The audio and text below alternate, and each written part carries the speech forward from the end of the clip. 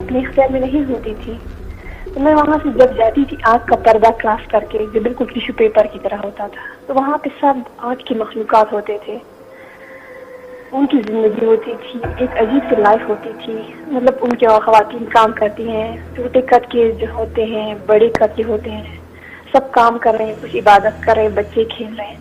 اور پھر جب دوسرے سائڈ پہ جب چاندنی رات ہوتی تھی خاص کر ان دنوں میں, تو میں جب وہ دوسرے پردے سے جب کبھی جاتی تھی کھیلتے یا اندھیرے میں جب میں وہاں جاتی تھی تو دیکھتی تھی کہ عجیب سا وہ تھا, سفید کپڑے والے لباس میں خوبصورت سے لوگ تھے, خوبصورت سے محلات, ان کی ایک اچھی زندگی تھی. وہاں پہ بزرگ بھی تھے, بچے بھی تھے, عبادت بھی کرتے تھے, ان کے اسکول وغیرہ بھی ہوتے تھے. تو میں اکثر وہ جب دیکھتی تھی تو مجھے خود پہ اختیار نہیں ہوتا تھا, میں اپنے ہاتھ کاٹتی تھی ان میں سے, مطلب بلڈ آتا مجھے محسوس نہیں ہوتا تھا. تو میں ابو سے کہتی کہ ابو ہمارے گھر میں ایک مختلف راستے بھی ہے. ابو نے کہا نہیں ایسا نہیں ہے. میں نے کہا ایسا ہے. روزینہ, جی جی آپ نے ہمارے پروڈیوسر کو بتایا تھا کہ آپ کا سارا بچپن جنات کے ساتھ کھیلتے ہوئے گزرا ہے, جی جی تو کیا بتائیں گی کہ وہ کن شکلوں میں آپ کے سامنے کھیلتے تھے, کس طرح سے بات کرتے تھے, اور آپ کو پتہ کب چلا کہ یہ ہم میں سے نہیں ہے؟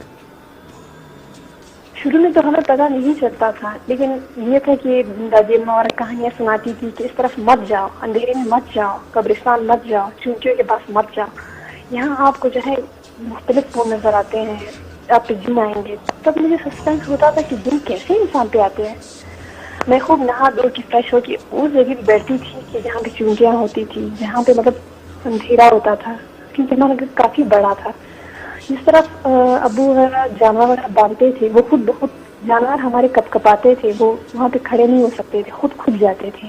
اور ایک پرانا انار کا درخت بھی اس سائڈ پہ تھا نا, تو اس جگہ پہ جو تھا ہمیشہ اکثر کچھ نہ کچھ نظر آتا تھا.